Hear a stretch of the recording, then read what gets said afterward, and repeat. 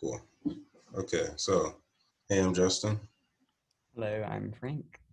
and together we're going to be talking about matrix algebra and computer graphics and imaging software.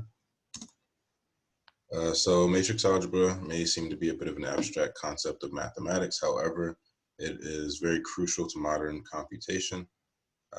Today we focus primarily on imaging and graphics related applications of this form of math. So just to get it started, in a computer, at the most basic level, an image is represented as a matrix, with each pixel representing a single entry of that matrix.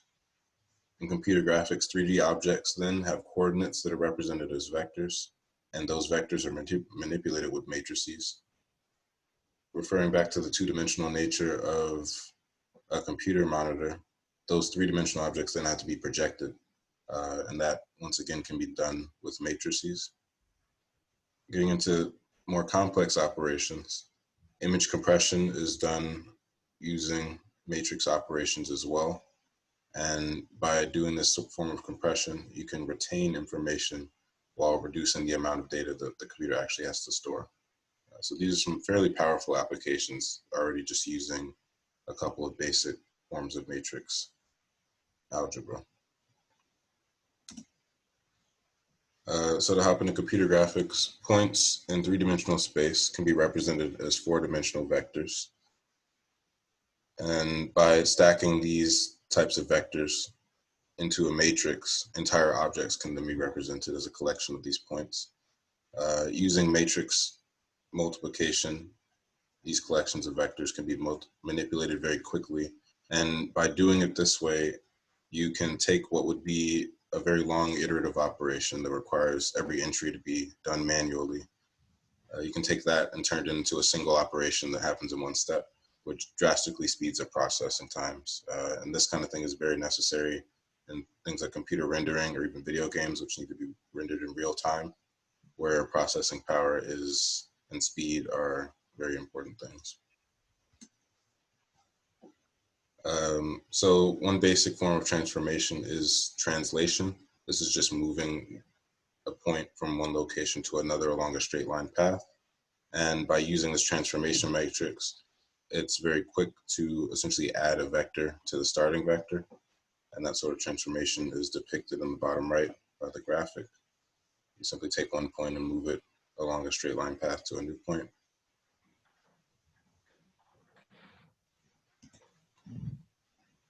Rotation is another transformation that's commonly used, and this rotates an object about a given axis. This is done using a rotation matrix, which is similar to what we learned in class. However, there are more variations when using three-dimensional objects in three-dimensional space.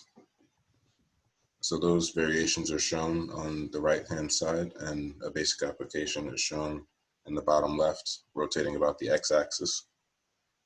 Again, a very powerful transformation, as this in particular would take a lot of processing power to do iteratively. And finally, scaling. This is just a variation on the identity matrix that replaces several of the ones with constants. And by increasing or decreasing those constants, it's possible to quickly increase or decrease the size of an object by just changing the distance each of its points are from the origin. Again, this form of computer graphic manipulation requires homogeneous objects, essentially meaning that none of the points in the object move relative to one another, but this is used very widely across many applications, including video games, including movies such as those with Disney and Pixar would do, and many more. So after all these transformations are done, it's important to remember that, again, we're working with a two-dimensional surface because the computer monitor itself is flat. And so any transformation, any object you show in 3 dimensions would have to then be projected into a two-dimensional surface. And so depicted here is another type of transformation matrix, which is a projection matrix that uses parallel projection to essentially flatten everything that's being shown in 3 dimensions into a two-dimensional surface. And that's shown below. More complex forms of transformation can be used to vary the size of an object with distance because, again, it's important to emulate the type of vision that we see naturally. And in doing that, you have to make objects that are further away smaller and objects that are closer larger. This can be done in a variety of ways. One simple way is just by scaling that but simply by scaling the actual size with the distance. But more complex methods are necessary to truly capture what it looks like in real life. Right, so that was an excellent explanation of computer graphics and examples of image manipulation, but images themselves can take up massive amounts of storage, especially when it comes to raw and lossless files. So many times compression is needed to store images. And one method of doing that is via this thing called singular value decomposition, or SVD. And this technique basically takes an image that's represented as a matrix A and decomposes them into three separate matrices under a specific mode of precision.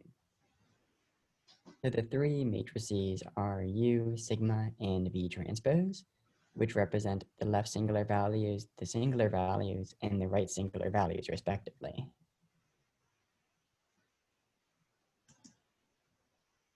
So the singular values are the square roots of the eigenvalues of A transpose A. The columns of A are the eigenvectors of A times A transpose, and the diagonal entries of sigma are the singular values, which are the square roots of the eigenvalues of A transpose A.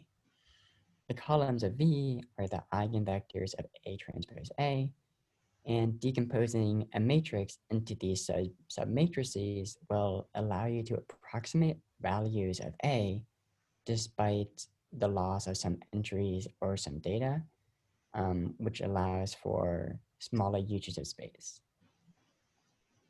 And SVD decomposition also has applications in engineering and statistics for storing large amounts of data in a space.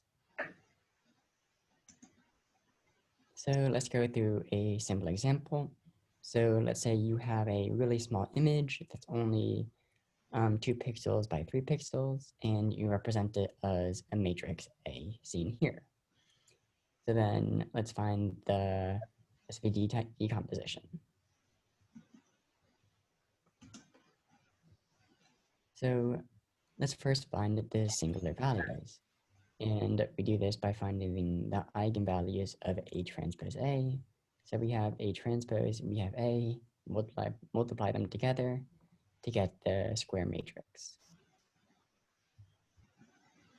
And then we subtract it by lambda times the identity matrix to get this. And then we set the determinant of that matrix to 0 and solve for lambda. So by expanding along the third column, we get that negative lambda times this smaller determinant of the cofactor matrix, which is 5 minus lambda times 5 minus lambda minus 3 times 3, all equals 0. We solve for lambda and we get eigenvalues of 0, 8, and 2. So now that we have the eigenvalues, we can easily find the singular values. So we just sort the eigenvalues in descending order. So that's 8 to 0, and then ignore any eigenvalues of 0. So then we take the square root. So then the square root of 8 is 2 root 2, square root of 2 is root 2, and then place them along the diagonal where the row and column index are equivalent. So here.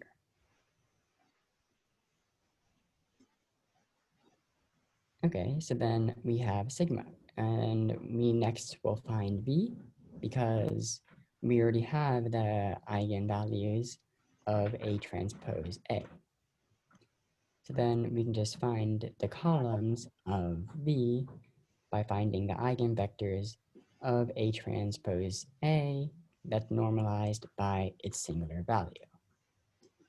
First, the eigenvectors, and then we just solve the following equation where it's A minus lambda I times an arbitrary vector b, and then set that equal to 0, and repeat it for all of the eigenvalues, which are 8, 2, and 0. So then just solving that previous equation, we get the eigenvectors for each of the eigenvalues, and then we just normalize them by multiplying each vector by the scalar of the reciprocal of the square root of the sum of the squared rows. So like you would multiply v1 by 1 over root 2, and you would multiply v2 by also 1 over root 2, and you would multiply v3 by just 1.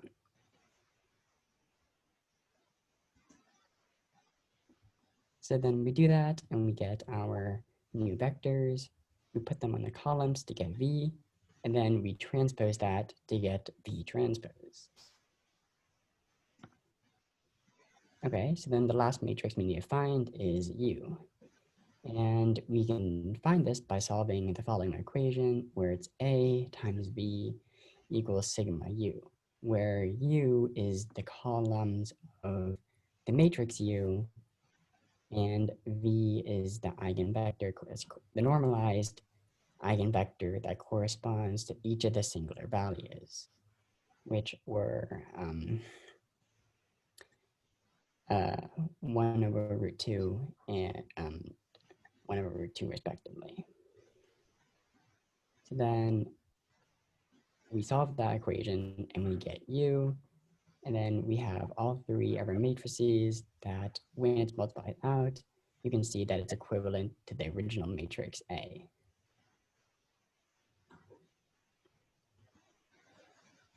So then that was just a simple example demonstrating how to perform SVD, but the practical usage of SVD is more evident as you work with much larger data sets.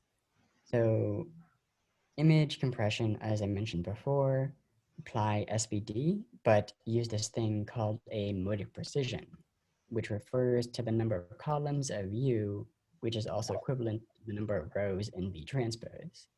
And by manipulating this value, you can control how much compression you want to perform on an image with lower modes of precision, requiring less amount of storage, but a less an image that's less representative of the original.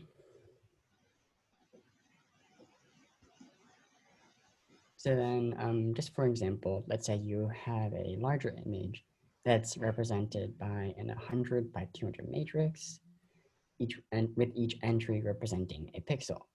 So then in total, the image requires 20,000 pixels to store the whole thing. But if you SVD decompose it with 50 modes of precision, then A can be represented as matrices of size 100 by 50, 50 by 50, and 50 by 100 that represent U, sigma, and V transpose respectively, for a total size of only 12,500 pixels. So you save a lot of space. So then here's just a representation of how SVD performs under various modes of precision. So you have the original image in the bottom right, and as you go up the columns and rows, the mode of precision decreases. So in the top left, there's only one mode of precision used. So that requires the least amount of space, but it's also the least representative of the original image. But even at medium modes of precision, like 25 or 20, you can still basically get a grasp of the original image, but you use significantly less memory.